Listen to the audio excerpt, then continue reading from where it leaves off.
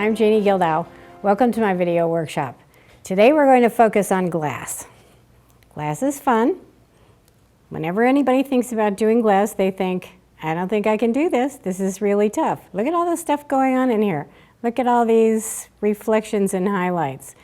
And as soon as you start thinking that, you're not going to be able to do it. But as soon as you forget about that, turn that part of your brain off and just start looking at what you are seeing or seeing what you're looking at, it becomes really, really easy. No, there is not a particular glass colored pencil that you use to do glass. You just use the colors that you have in your set, and you can make beautiful glass.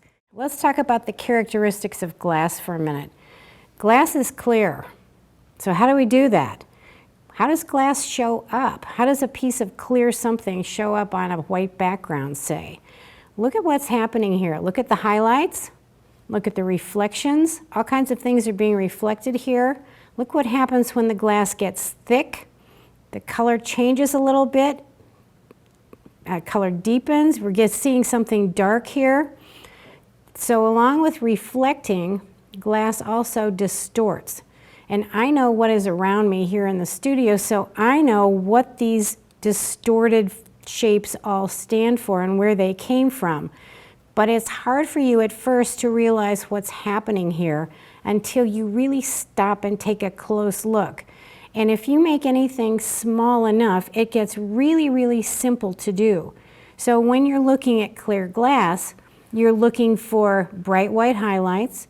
You're looking for distorted reflections. You're looking for a place where the glass thickens so that its color changes a little bit. And you're looking for even the glass to make a reflection on itself. Here's my reference picture. I took that a long time ago, so its resolution is really not very good, and it's kind of funny looking, but we fixed it up and it's good enough to see.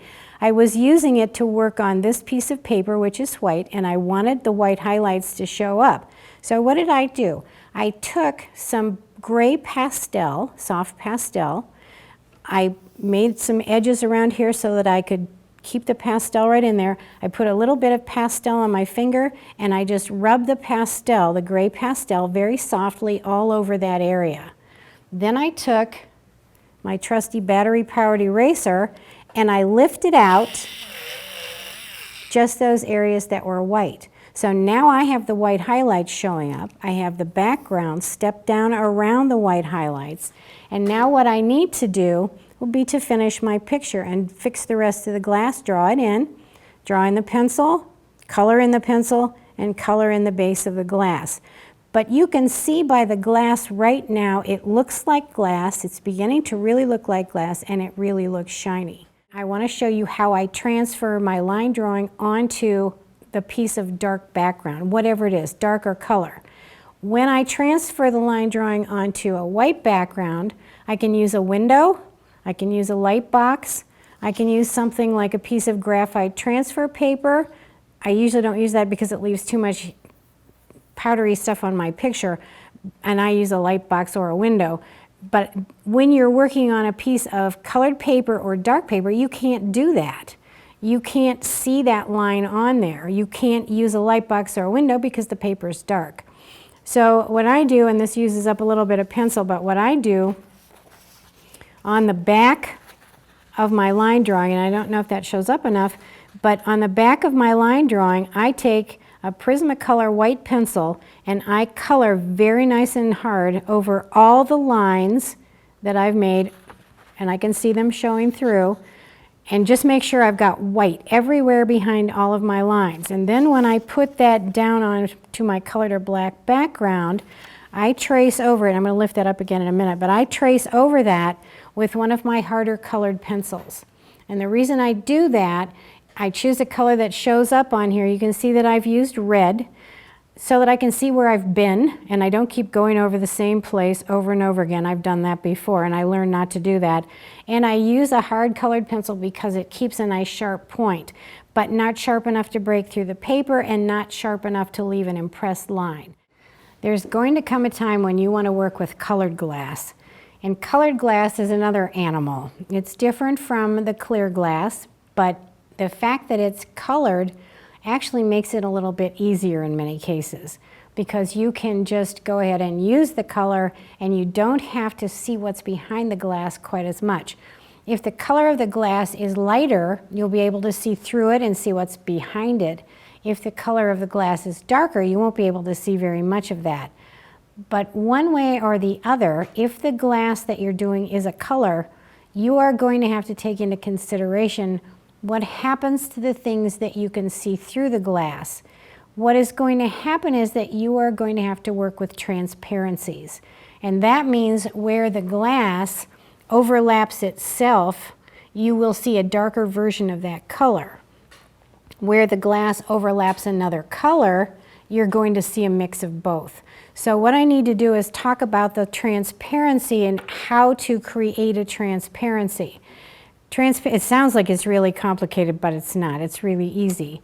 If I'm going to put one color of glass in front of another and they're both see-through, I'm pointing to the one where I did that. Here's the blue color of the glass, here's the blue color of the glass, and what happens is you're just getting double blue, where you look through one piece and see another piece. You can just see the two pieces. So in order to create the transparency, I colored this rectangle with this color, and then I just colored this rectangle with the same color, and as I overlapped the two, they just got more concentrated. So right now it looks like two pieces of cellophane overlapping one another, and you can see the transparency happening. So basically, all I think about when I make the transparency is how to create the first color. The first color might be a mix. If it is, then I'll just layer on the colors that I need to make that mix. So I'm not going to do the whole thing here, but I am going to go down to the corner and make this edge across here so you can see what would happen as I begin to overlap these pieces. Now I'm not doing this in the normal manner that takes forever to color in, but I do want to get a little bit of that color going in here, so let me go ahead and make just a little bit more so you can see the transition. Okay, I would normally make that a lot smoother, but this is my first color, and it's a reasonably dark color. Now for the second color, I'm going to take a red-violet color, and I'm going to start coloring it here. So you can see they're close to the same value. The blue may be a little bit darker, but the red-violet is reasonably concentrated. And as I overlap the two, you can see the transparency happening right there. So here's the red-violet color. There it is over the blue. And if I would really take my time and make this nice and smooth, it would look smooth like that, but I don't really need to do that, just to show you what happens to the look of the transparency. You know enough about color and what color does to know that if you mix two colors together, you're going to get some kind of third color, and this is basically a red-violet mixed with a blue, so I'm going to get some kind of a purpley looking color, and I do.